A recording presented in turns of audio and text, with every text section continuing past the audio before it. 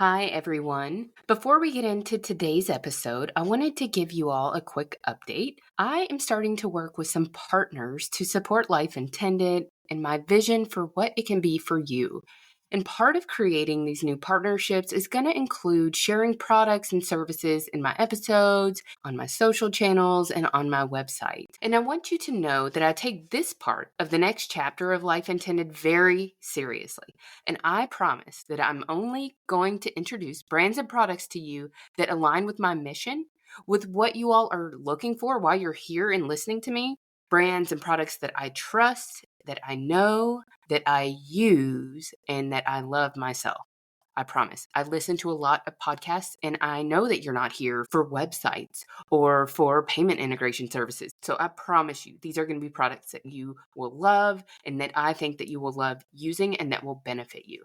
So like everything that you can expect from me, these are authentic endorsements and they align with you, the audience, and why you're listening. And my mission to help you live a more authentic and intentional life and expanding that into wellness, holistic living, mind, body, and spirit. So with that said, I'm thrilled to introduce a brand new partner for Life Intended, Bon Charge. That's B as in boy, BON Charge.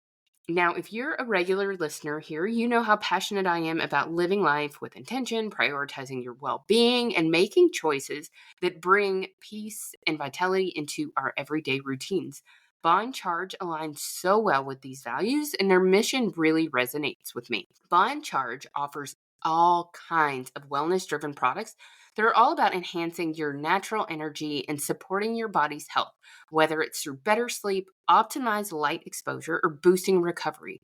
One product that I love and I use a lot is their blue light blocking glasses. So I don't know about you, but I spend so much of my time looking at screens, whether it's my computer, my phone, trying to cut down on that. Everybody knows that for work, connecting with loved ones, whatever. And their glasses help minimize the effects of screen exposure so that come bedtime, you are more ready for a truly restful night's sleep. So I wear these a lot during the day, but very much at night if I'm looking at a screen or reading or doing anything like that, prepares you for a really restful night of sleep. Another really amazing product that they have, and I know that a lot of people are now using products like this, is their red light therapy face mask.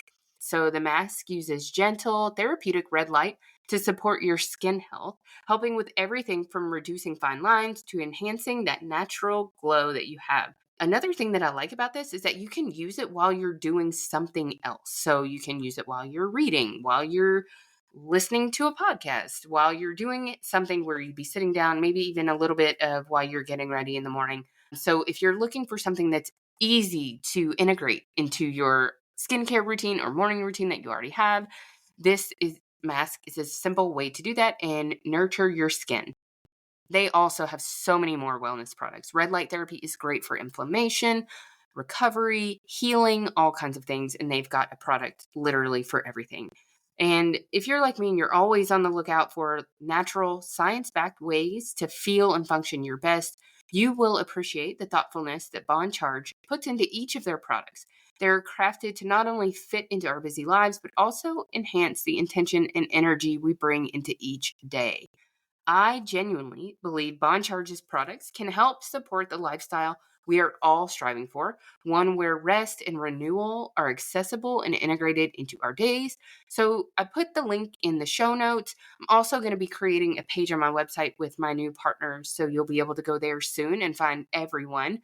But you can use that link and combine that with the code LifeIntended, all caps, and you can use that code to save 15% store-wide. So that's code Life Intended. Again, the link is in the show notes. It'll be on my website, and I'll let you all know that soon. But I think that you will find something there to support your own journey toward a balanced and energized and intentional life. So thank you for allowing me to bring these products and services to you, and I hope that you will find them as valuable as I do. Now, on to today's episode. Hi, friends. You're listening to Life Intended, a podcast that explores what it means to be true to yourself and live an authentic and purposeful life. I'm your host, Kelly Berry, and each episode of Life Intended explores my guest version of personal growth, self-discovery, and the pursuit of becoming the best version of themselves. Our conversations are designed so that you can take what you need and incorporate it into your life to live with more intention and authenticity. Whether you're seeking to develop your leadership skills, overcome challenges, or simply live a more fulfilling life, you will find guidance, motivation, and practical strategies to help you navigate your unique journey. On today's show, I'm happy to introduce Dr. Randall Alifano. Randall has a PhD in clinical psychology and is an ordained minister with over 40 years of integrating psychology and spirituality in his private practice. He has worked with a diverse group of people at various stages of their lives, listening to their dreams and aspirations, their traumas and confusions, and their desire to live life more attuned to their own inner wisdom. And he has loved doing it his entire career. Over the decades, he has studied numerous theories and methodologies, both psychological and spiritual, and they've all filtered down to inform who he is and how he works. Randall draws on his wealth of experience to provide practical guidance on how to get away from habituated patterns that inhibit listening with presence, empathy, and curiosity in his book, Listening in the Raw, Coming Home to Receptivity. He has seen firsthand the transformative power of being heard, and he offers concrete examples of how listening in the raw can help deepen our relationships, enhance our personal growth, and end our accepted state of isolation. Welcome to the podcast, Randall. It's great to have you here. It's wonderful to be here, Kelly. Thanks. Yeah. So tell us more about your expertise in listening. How did this become the thing that you both teach, coach, use in your therapy, as well as what you decided to write your book on? Well, that's a big question. It all started really in childhood when I would look at my family and see that everybody was talking and nobody was listening. And as I would pay attention to the whole big table, I noticed people were aching to be heard. I could feel it. And yet nobody was. So they would talk over each other, hoping that they would be heard, but they were sabotaging their own desire by not listening. So that made me feel alone. I imagined they all felt alone. And as I grew up, I thought I wanted to listen to people. I wanted to know who they were. So even in high school, friends would come over to my house. I converted my upstairs bedroom into a little office. And I would ask questions and be curious about why they thought this or that or the other. And people started coming to see me when I was just, 16, 17, 18 years old. And I loved listening to them. I loved really hearing how they perceived life. And I noticed when I really had a felt experience of, oh, you see it that way, I started to expand. My perception started to open up and I could see and feel people differently. So it became a passion of mine, which is why I became a therapist. So at that young age, when you were doing this, were you also then giving advice, or were you just listening, like giving them a place to be heard? Mostly it was a place to be heard. But what I noticed was when I was genuinely curious and following my curiosity, that was the advice, because I would ask questions and they would drop in more and more and more underneath their original narrative and really start to have a felt experience of what they were trying to communicate. So they would feel better, have a little shift in perspective. And this is the kicker. It wasn't just that I was being of service to them. I noticed that when I really listened, when I was genuinely curious, I changed. My perspective started to expand in ways it wouldn't have otherwise. Yeah. I was just sharing with you, I bought your book. I am probably about halfway through and have skimmed the rest of it just in preparation for a conversation today. But I think it is fascinating.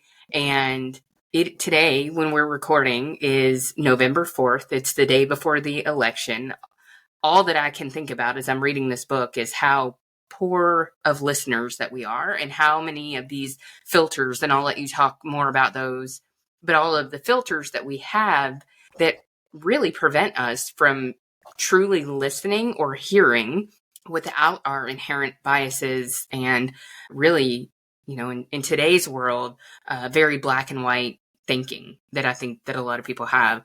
So I definitely want to talk about that. But the last sentence of your bio had something that I would like for you to expand on a little bit more. It says, our accepted state of isolation.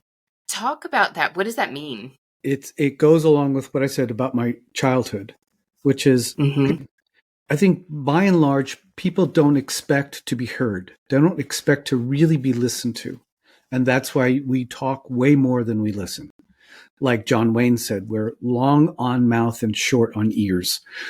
And so I think instead of people kind of doing what I did, which is I just want to listen, I want to get what it's like over there, they continued to talk.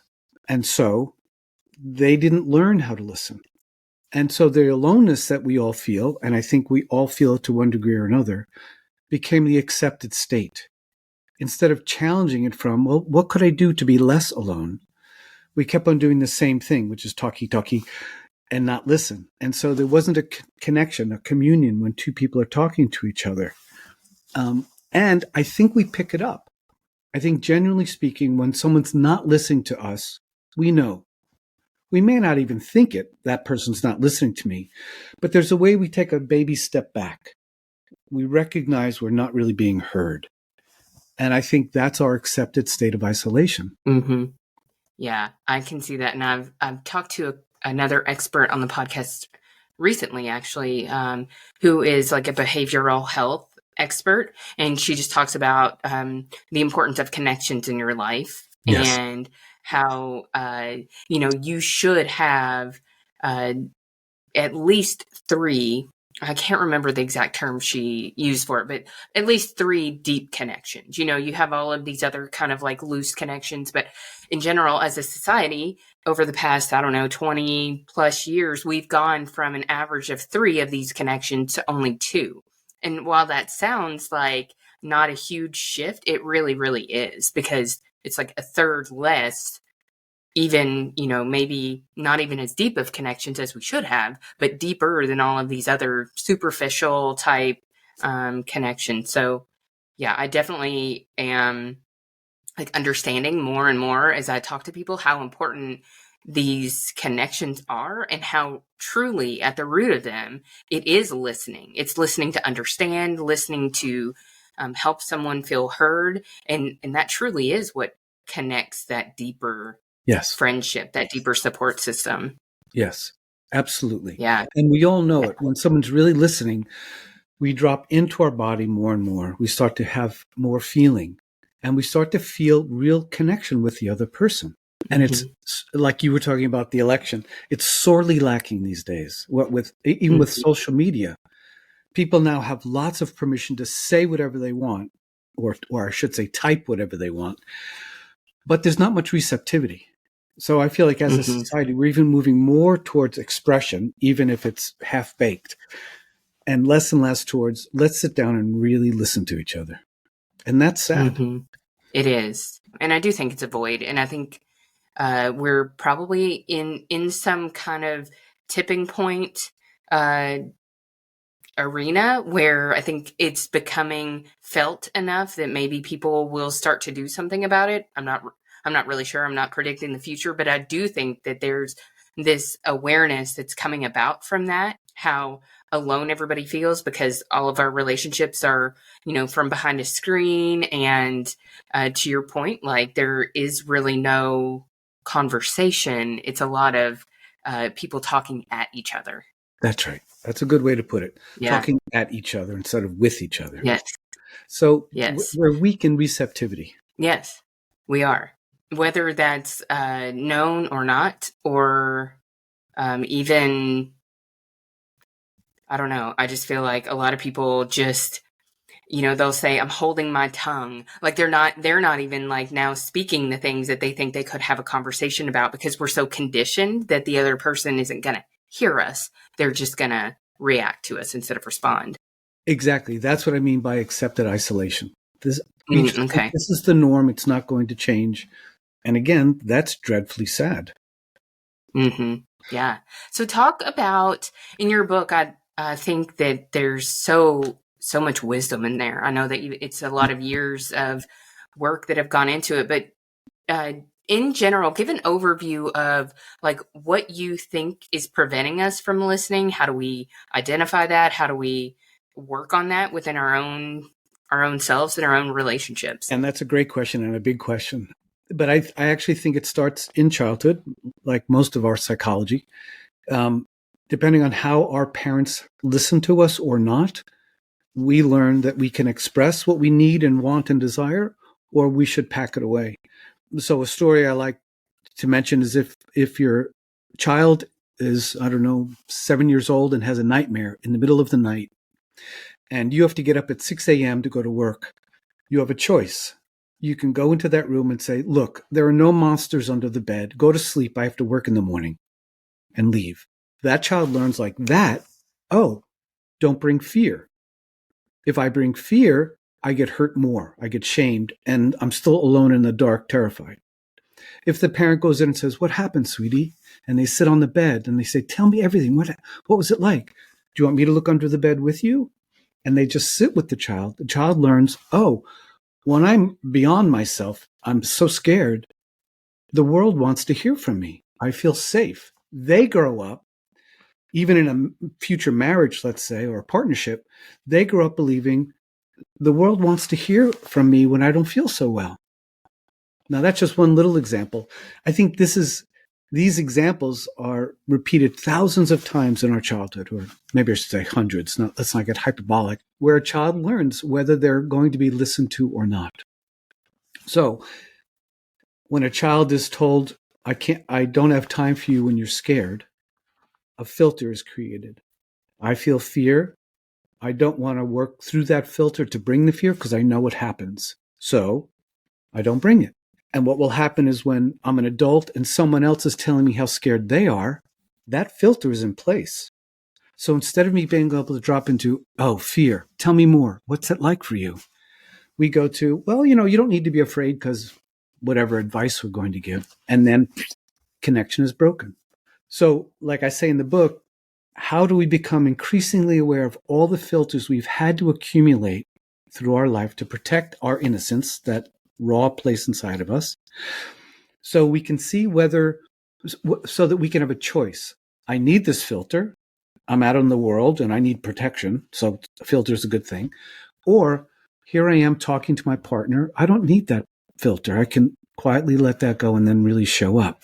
So the more we're aware of the filters we've had to accumulate to protect ourselves, the more we have a choice to keep them right here or let them go so we can really listen.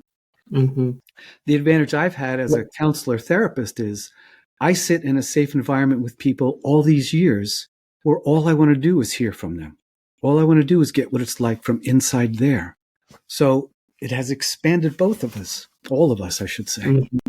Can you give some more examples of the most common filters that you see so that the audience can start to think through, like, what does this mean, or what other kind of filters might I have that are impacting the way that I'm hearing things today? Sure. There's two things that come to mind. There's probably, again, hundreds. But what comes to mind is when we believe we know what the other person's talking about prematurely.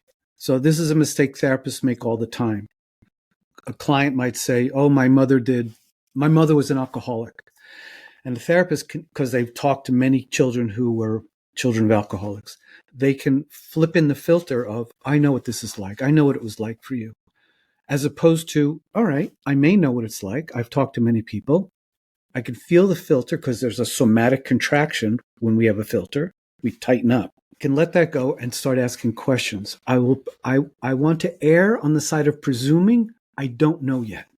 So how do we sit in the unknown? The second part of the answer that just came up for me was anxiety. We typically have anxiety running through us.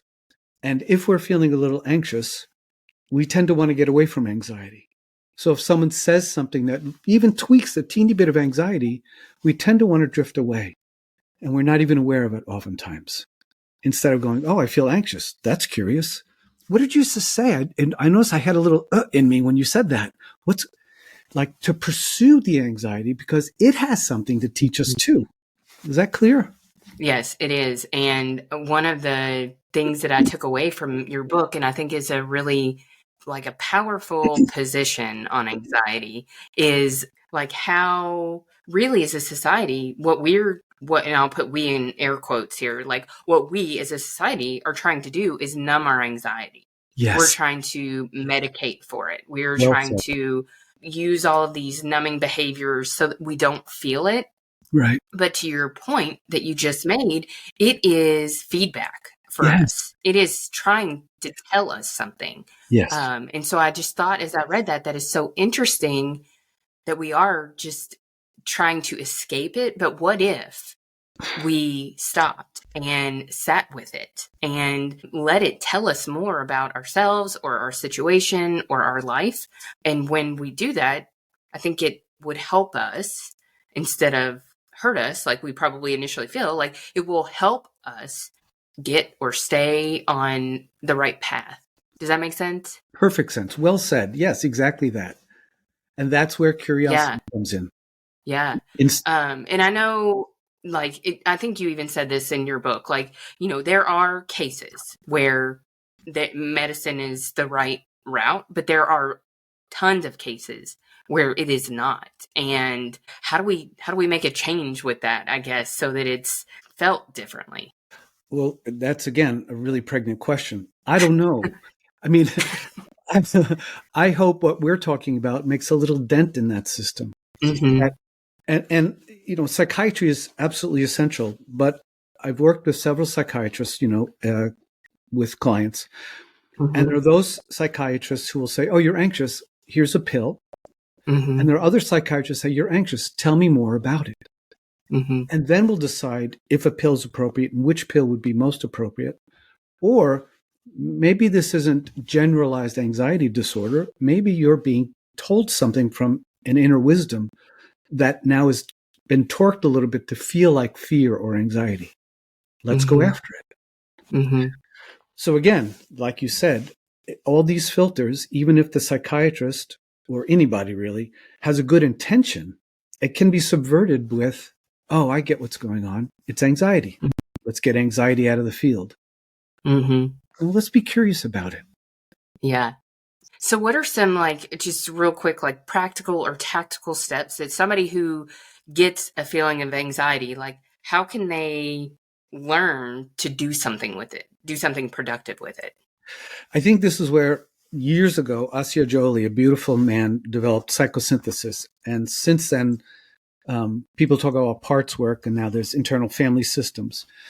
Anytime we could feel anxiety, let me back up. It's like meditation. If you're meditating, let's say on breath, and a thought comes in, the idea isn't get rid of the thought. We have to come back to breath. It's, oh, thought, hello, come back to breath. There's no struggle there. Mm-hmm. It could be the same with anxiety, where we feel anxiety, we go, "Oh yeah, anxiety, I feel that." Instead of anxiety running us, it's, "Oh, right there, it's anxiety. What's up, buddy? What's happening right now with Kelly that you feel anxious?" And then you get information. It usually talks back. That's where, to me, that's where wisdom lies.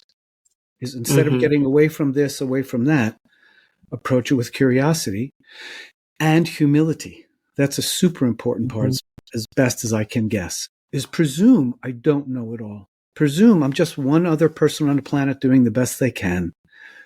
Settle down. Listen. Yeah.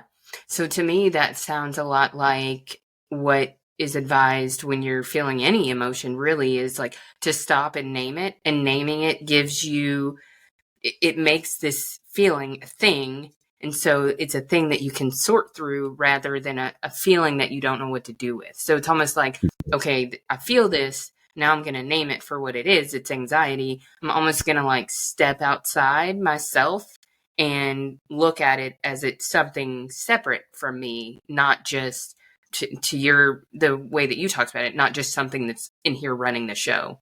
Right. Exactly that. You don't want it to run the show. You want to listen to its information. It's as simple as that. Yeah. Of course, easier said than done. It takes practice. Yeah. That's why I call listening a meditation, because we learn how to deepen our meditation throughout our life. No one's ever an expert at it. You always have thoughts and feelings. How to sit back and watch and listen to. It's an ongoing skill to develop. Yeah. Yes, I agree with that.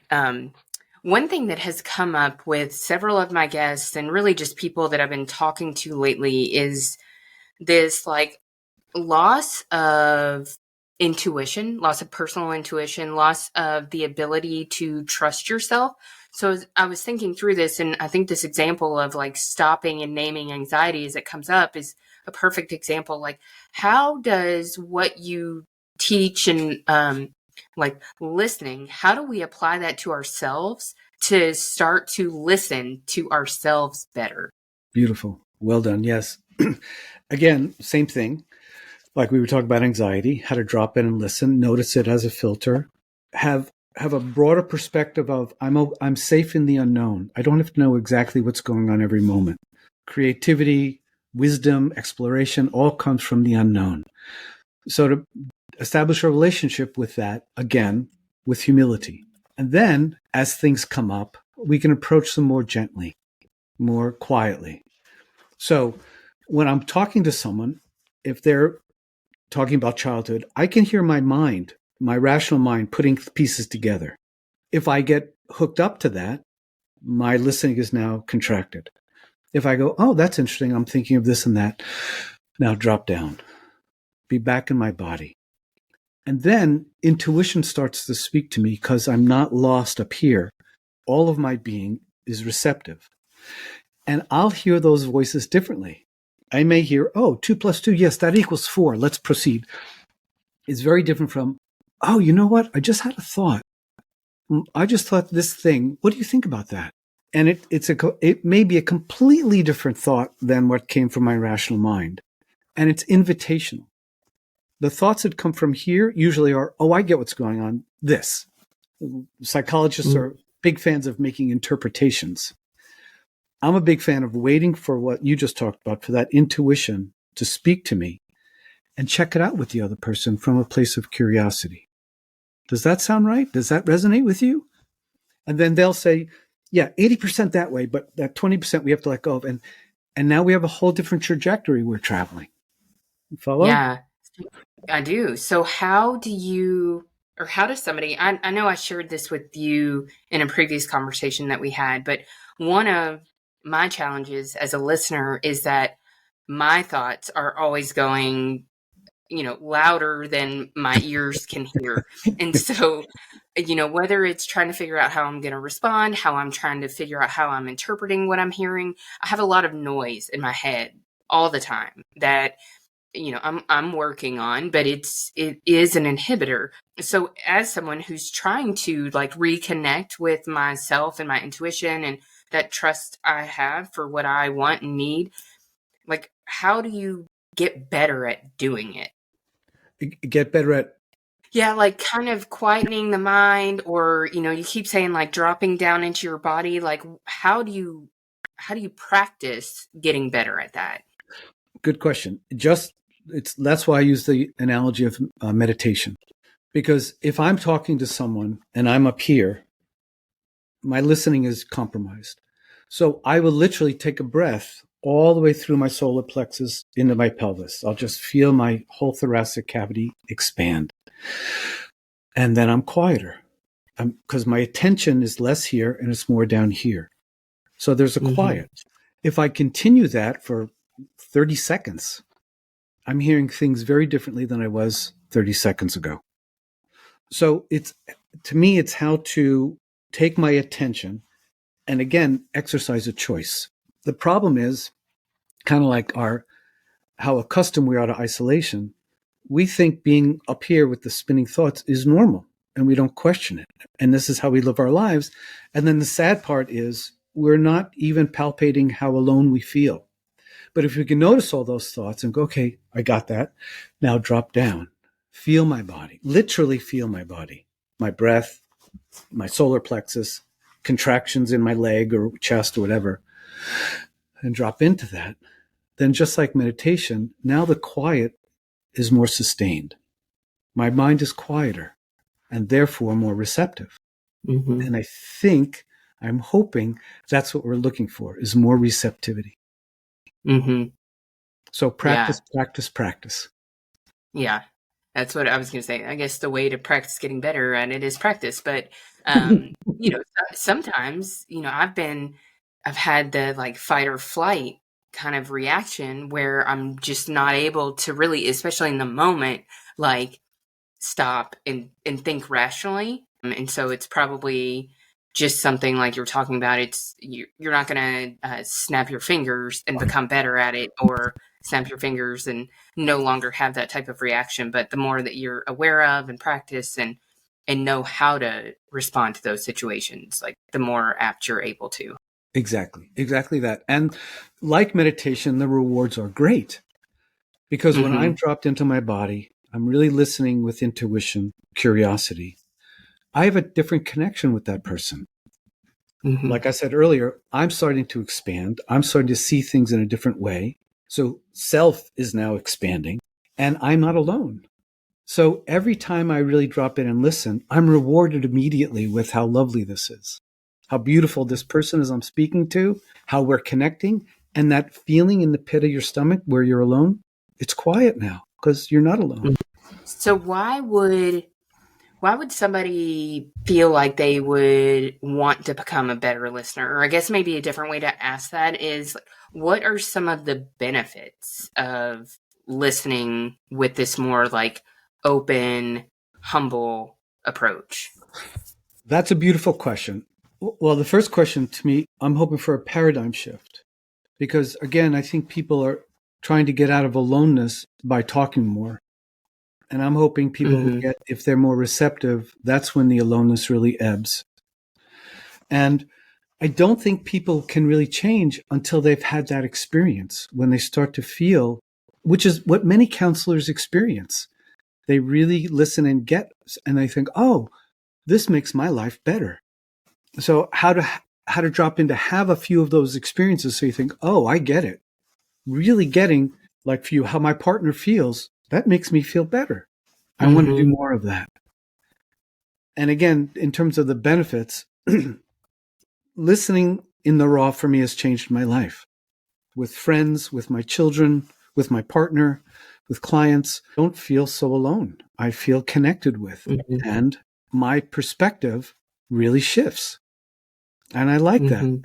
Like you were saying earlier about the election, people aren't even listening to candidates anymore. They're just, I'm this way or I'm that way. And I'm praying that they can then feel how that's a contraction. So when someone brings a different idea, whether it's religion, science, politics, instead of going, that's not right, my Bible says this, not that, or science says, to really feel the pleasure of, oh, I haven't thought about it that way. Tell me more.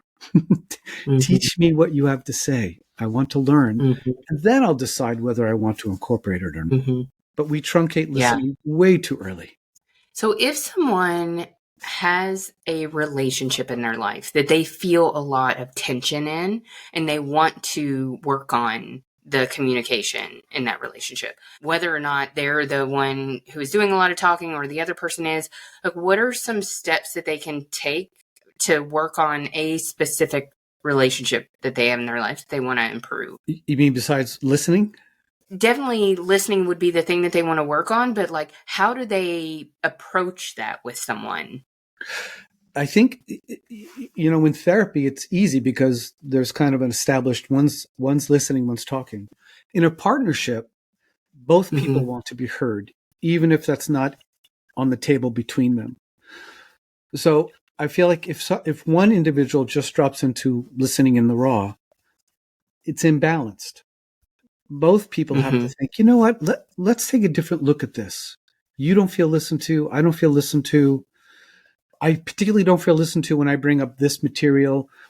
How do we sit down, make an agreement? Okay, let's change how we've been doing this. Let's even maybe take turns for 5 minutes. All I'm going to do is be curious and ask you questions because I want to know what that's like for you.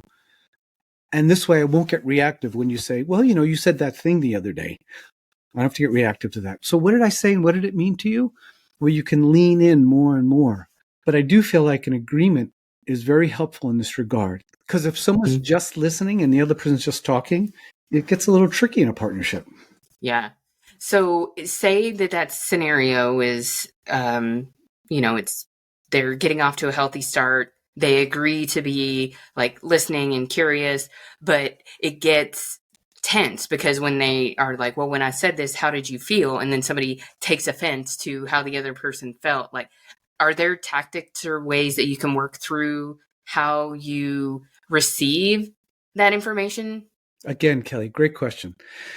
To me, it depends on the level of distraction, we'll call it. Because if my partner says something to me and I get reactive, if it's a small to medium sized reactivity, I can go, oh, I know, I got that. Okay, now, and come back to. If it's a big one, I might have to say something my lady and I do is we'll say, let's pause. Because I'm getting reactive, we'll say, I'm not going to do well because I'm feeling, So how do we take a pause, take a breath? I have to now say what's going on with me. So maybe in a moment you could listen just so I can get through that, because my intention isn't to then dominate the conversation. It's I need to kind of get this out of my guts so that I can again drop down to listening. Again, easier said than done, because when we get reactive, we want to be heard now. And that's a slippery slope. Yeah. That's probably a contributing factor to why that relationship is the way that it is anyway. Exactly. Awesome. Well, I know that you've talked about humility. What are some of the other like big points in the book that you think are important and worth discussing? Well, a piece that you and I haven't talked about yet is one of the latter chapters is on innocence. I think the metaphor I like to hold in my mind is when I'm dropped into my own innocence, I can listen to anything. And I can communicate with a clarity that I didn't have before. So let me give you an example. An example I use in the book in trying to define innocence is a 1-year-old child, and you feed them steamed broccoli, and right away they don't want it. A minute later, you give them some ice cream. A minute after that, they're wearing it. They want. So in innocence, we know what we want. We know what we don't want. We know what we need. We know what we don't need. It's clear. We're hardwired at birth to know I'm hungry. I need milk now.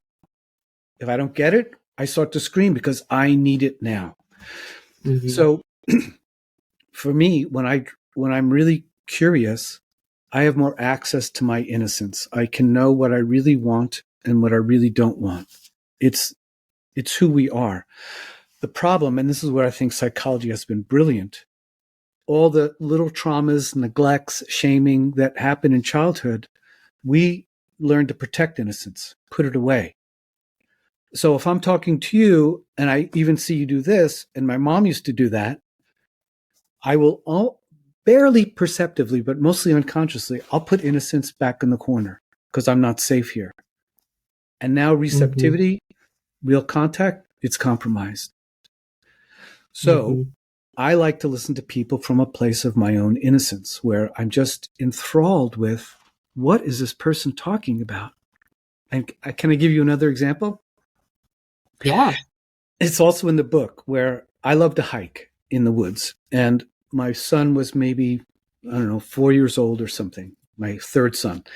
And I thought, I want to get him into hiking so he and I can hike together as he grows up. So I designed this perfect plan, flat in the beautiful redwoods up here in Marin County. We'll hike in maybe half mile, hike out. It'll be perfect for him. We get out of the car. We start to hike. 10 meters in, he's on his knees. Papa, look. He's looking at a leaf, or I don't know. Oh, yeah, it's a leaf, but it's really great. Okay, let's go. 2 feet later, Papa, look, a lizard. And he's enthralled with the lizard. This goes on and on. Roots, lizards, bugs, leaves. And at one point, maybe 15 minutes in, I start to get impatient. Are we going to do the walk or not? I've got this beautiful hike planned out for you. And I heard it in my head before I even said it to my son. And what hit me was, what am I doing? I want him to have a great experience. He's having a great experience. I had a good intention. We have to hike to there and then hike back. And that's a good hike. He's teaching me, no, all we have to walk is 50 yards and we're going to have a fantastic day. And so when I got that, I dropped into my own innocence of, right, I should look at these roots. They're amazing. And I got down on my knees with him. And we started picking up earwigs and we just completely were two innocent kids enthralled with what was in front of us, moment to moment to moment. And I'll remember that moment the rest of my life. Yeah, I can see that as the mother of a toddler. Unrealized expectations happen, from moment to moment. You have this idea of how things are going to go, and then they really show you what's actually important versus what you think to be important. Exactly. So when you're describing that, what you're talking about is like trying to be your son on the hike and notice what's happening rather than try to meet an expectation. Right. I have a good intention. We're going to take this hike. It got in the way of me really listening to my son's innocence. And so when I finally, what am I doing? And got it and listened to his innocence, my innocence came up and I was enthralled with earwigs. I've known earwigs for many, many decades. Who cares? No, they're fascinating creatures. And so it was a beautiful moment. And what I realized was if I had slipped up and said, Nico, come on, let's go. We've got a hike to do. He wouldn't have said, no, Papa. He would have said, okay, Papa. He would have got up and started to walk. And he would have learned, don't get on your knees looking at earwigs when you're hiking. You should walk. And I would have hurt him without even knowing I was hurting him, thinking, come on, I've got this beautiful thing planned for you. I had to drop into my innocence to get the beauty of what he was teaching me, which is, Papa, get out of your intention, get into this incredible landscape right here. And he was right. I was wrong, and he was right. Yeah. So how does that innocence serve us in our day-to-day life? I can hold and see my innocence. I can't help but to see another's innocence. So even when they're off balance, they're angry, they're withdrawn, I can stay connected to that innocent place in them. And we like to think of innocence as little kids, and that's helpful because we tend to open our hearts more to little kids.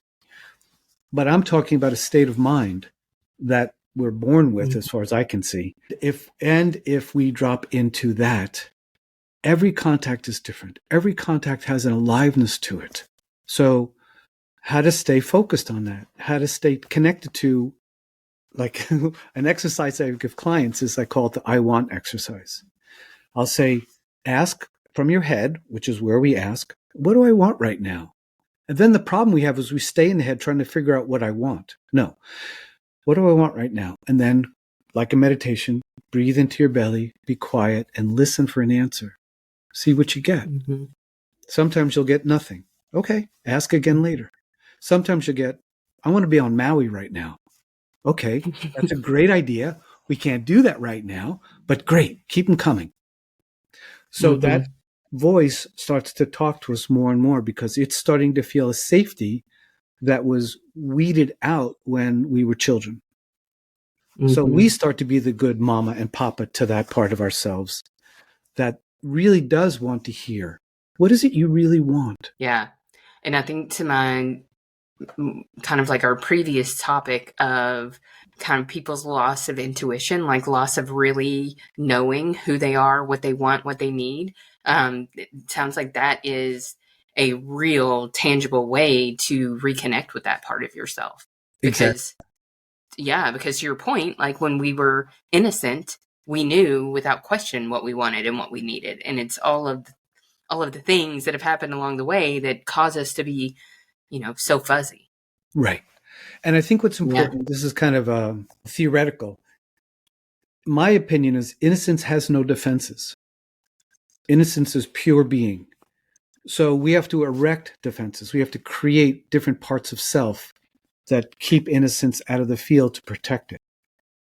We repeat that a few hundred times, and pretty soon become more identified with the protector than the innocence. So we go through life with the protector or protectors, as the case may be, navigating through life, waiting for the next hurt, hit, neglect, whatever it is, because the protector's intention is to protect innocence, because innocence can't protect itself. But the problem is we become so identified with protection that, again, because we're not connected to innocence, we're not connected to real curiosity, we're not really listening, you and I are not having a genuine, deep relationship. Follow? Yeah, I do. It sounds to me like vulnerability and the lengths that people go to not be vulnerable because it's painful. Exactly that. Thank you.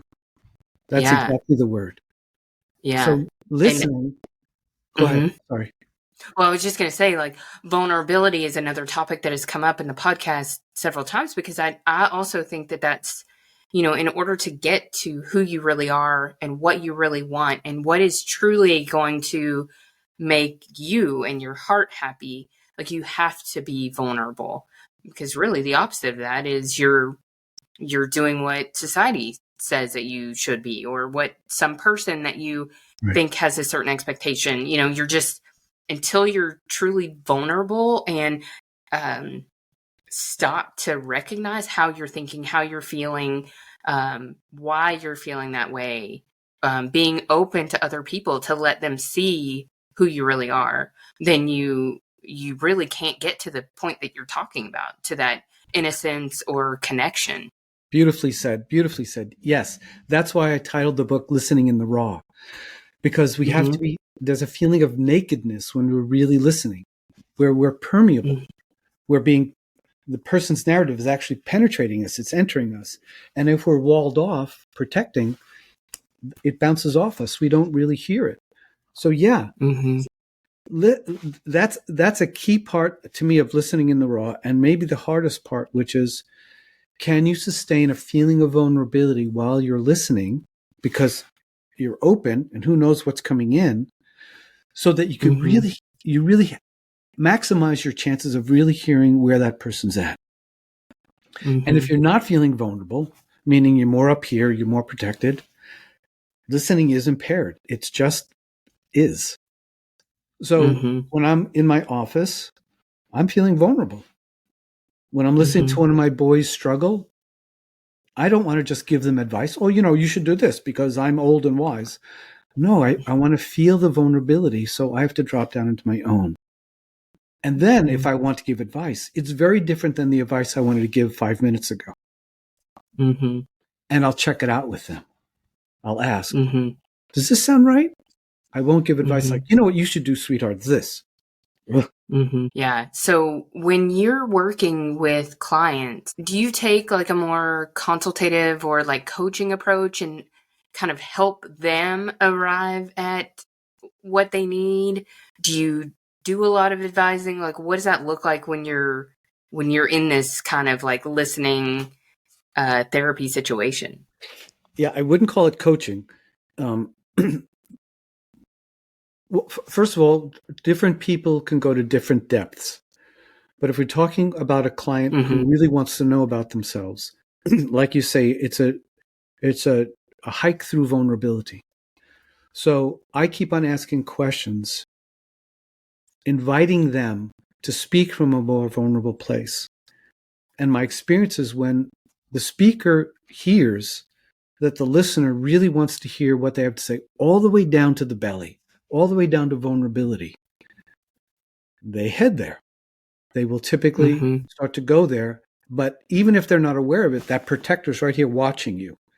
Are you going to hurt me? If I drop down another level, will you do us something? Will I notice you just step back a bit? And if you don't, if you stay in vulnerability, they'll drop in. And then the speaker and the listener start to hear something different. It has more depth, more breadth, more intimacy, more vulnerability, and therefore it's more real. It's what all this other stuff has been sitting on. And then from that place, what to do next kind of presents itself. You don't have to navigate through the thickets of defenses. Yeah, that's what I was kind of thinking it would be a possibility. Like maybe during that questioning process, it's actually the first time they've ever thought about those things to that depth. And so a Yes. lot of times, like thinking about them to that depth or verbalizing them, you know, a lot of times maybe the person comes to their own conclusion or their own, you know, understanding of what's been going on, and then are more clearly able to see like the path forward. Right. Exactly. Yeah. Yeah. Amazing. You make me think of a story. My lady David is also a therapist, and sometimes we consult with each other. And she was talking to someone who had been in therapy for 20 years with other therapists. And she asked them, they were talking about parents, and Davida asked, "So how did your mom comfort you?" And it really came out of curiosity. And the person thought, I've never been asked that before. And the whole conversation took a turn to, what have I learned about being comforted when I'm vulnerable, when I need to be held? And if she hadn't asked that question, it would have gone another way. So again, little movements this way or that way could dictate the direction of the conversation. And everybody seems to want to avoid that vulnerability. When Davida asked, how did your mom comfort you? The client could feel, you really want to know. You really want to know about that tender place where my mom didn't comfort me very well. Okay, let's go into that. And that opens up a whole field of other material. It's amazing, the power of a question. Yeah. For sure. Especially if the question comes from real innocent curiosity, which is what Davida was demonstrating. And of course, I have the same experience. When I ask someone a question from that place, 99% of the time, the person goes, oh, and they drop in more. And that's its own reward, because so many things follow from that. It's no longer a head talk. It's a from the heart talk. Yeah, I think, and we probably all have relationships like this, but I have some relationships in my life where the questioning feels far more like interrogation than it feels like listening. Right. Exactly. Yeah. We don't and interrogate that can be from the heart. We yeah. interrogate from here. And it makes me not want to share, you know, because it's like, if I often describe it as being like pelted with questions, but just questions for question's sake, not really questions for understanding's sake. And what I love about what you're saying is, like that. If they're asking questions from up here in an interrogation type way, or even something softer, but up here, you feel it and you'll move back a centimeter. We just do. We know when someone's really curious and wanting to get to know us more deeply or not. So I guess the takeaway for everyone from that is, don't be an interrogator. Try to figure out how to listen and ask from the heart, which I think is kind of the center of this whole conversation. Yes, and curiosity. What's it like for you? How did you navigate that thing with your mother? Yeah. Excellent. So the book is great. I would encourage, if this conversation has resonated with anyone, check it out. I will put the link in the show notes. But one, I guess, parting question that I wanted to ask you before we wrapped up is, do you have like a message that you would like to get out into the world? Just like a succinct message about this topic and how it relates to people? That's a challenge. You have to give me some time with that one. If you want me to be succinct, it's going to be tricky. But essentially, take a breath, drop into your body, and be really curious about where the other person is at, what they're trying to say. Just try it on and see how it changes you and the relationship. Yeah. I think that's great. Even on the spot with no time to think about it. I think, really it's the first step. So can't take the second step until you take the first step. Yes. Yeah. Great. Well, I know I've got a link to your website, a link to the book. We'll make sure people know where they can find you, learn more about you. But it's been a pleasure talking to you today, reading your book, getting to know more about you, and this fascinating, I think, topic and approach, really. I'm working on it, working through it. Again, it's just another like tool that I'm adding to my own toolbox to improve relationships. And really, the one that I'm working on the most right now is with myself, which is where a lot of the questions about improving the relationship that you have with yourself and the curiosity and the connection. So really looking forward to putting all that to work. Thank you. I love talking to you. I love the way you would drop in and ask questions that would really weave a nice story about listening. So it was been a pleasure to talk to you. Well, great. Thank you so much. And thanks everyone for listening, and have a great rest of your day. Thank you all so much for listening to this episode. It's truly an honor to help bring these conversations to you. I do have a couple of quick favors to ask of you. While you're listening to an episode, could you take a screenshot and post that to your Instagram stories and tag me at Life Intended Podcast? And just let me know what your favorite takeaways were or what you liked about the episode. It really helps me to learn more about what you love and want to see more of. And if you have a few extra minutes, if you'd go to iTunes or wherever you listen, I'd love it if you could leave me a rating and review. Ratings and reviews are one of the best ways new listeners can find the show, and I'd love nothing more to grow this and help more people live a life intended. See you again here next week.